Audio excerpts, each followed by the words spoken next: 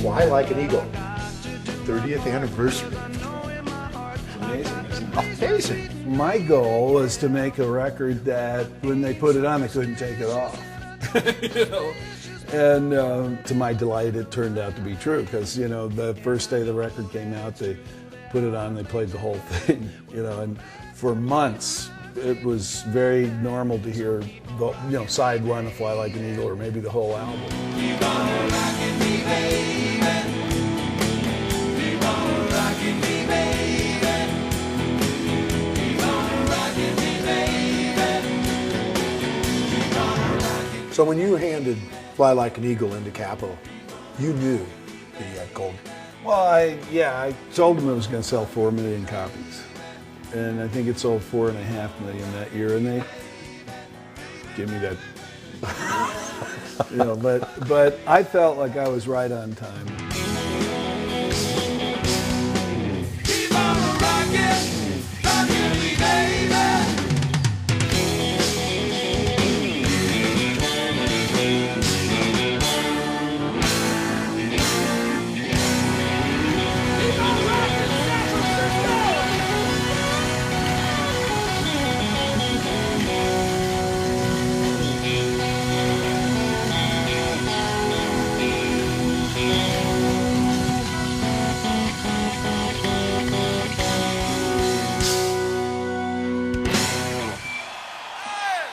Well, you know, the music scene was really changing. There was a lot going on in radio. Radio then was kind of like radio is now. The playlist was the same. It never changed. It was the same 10 groups. There was a lot of opportunity that opened at that time. People were really tired of the corporate-produced pop music.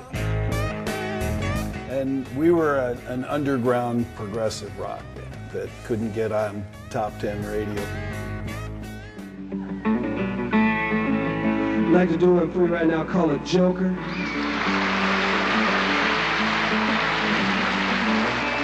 So people call me the space cowboy, yeah. The Joker was the first song I had that was a #1 single. It actually broke me out of what was then the FM radio ghetto, you know, and into the mainstream. They pretty much figured you were washed up by then. Yeah, you know, it was like my last record under contract to Capitol Records. I had one at-bat, you know, one more shot. So I wanted to really make sure it was a good one, you know. Don't you worry, no darling, no, don't worry. And The Joker was the first album that I produced. And so I felt like I was developing and really coming into my own and making records. At the end of the Joker tour, I got home and there was a nice royalty check stuffed in all my junk mail in the mailbox. And I kind of went, hey, I think I'll, you know, get a new tape recorder, put it in the living room, and stay home for a year and work on material, take some time off. Called my agent and said, well, you know, we're not going to tour this year. And they were all just, what? Yeah, you know. But that's what we all needed. We all needed a break. That tenet of complete artistic control is the fundamental guiding principle of your career. For me, I mean, it really always has been about music. I want to do it until the day I die. I've said that all my life, and, you know, I had to have control to be able to do that. It started out in San Francisco, which really reinforced and made it possible, you know, for a guy like me to exist. I mean, I played the Fillmore 104 times. You're at the Monterey Pop Festival. That's right, yeah. And we were invited, and we said, yeah, that'll be great. And You were featured on the Saturday afternoon show, which was the spotlight showcase for the San Francisco bands. That was a real watershed event. There was a feeding frenzy in San Francisco. All the record company guys came. Every week there'd be some guy, telling you how we wanted to do this and do that. And I knew I needed artistic control, complete 100% artistic control. And Capitol, to their credit, finally came up and said, we can do this. And so we made our deal. And that contract was a landmark deal in the record industry, wasn't it? I wouldn't be here today without the control that I had. I mean, believe me, there's been many times when people have gone, Steve, fly like an eagle. We listen to it and we think, and you just go, well, I guess you haven't read the contract.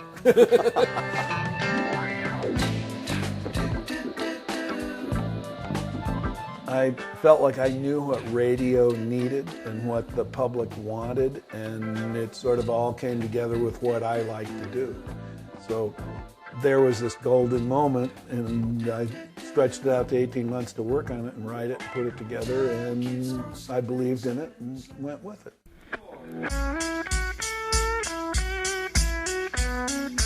I've been looking real hard. This is when I was first writing this song. A lot of my ideas started off as not much. I had the feeling that there was something there, so I kept digging and digging and digging. With my sweet baby.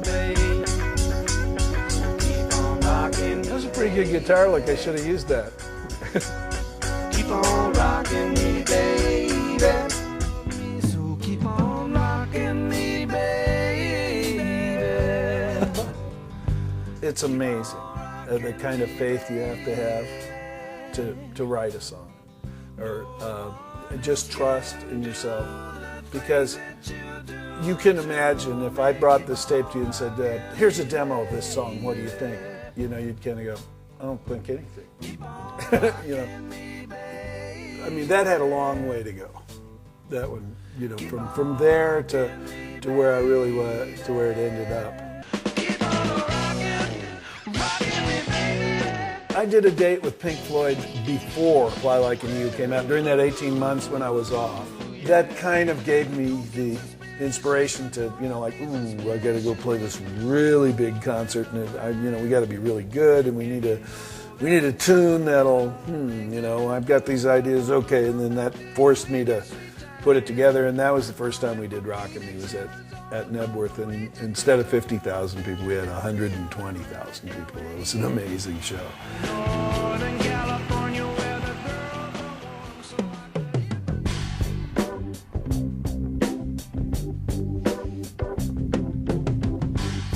Now things are getting in focus. I can make it interchangeable. It could, you can put it together in different ways. And there's take the money and run at half tempo, sung over the changes to the joke.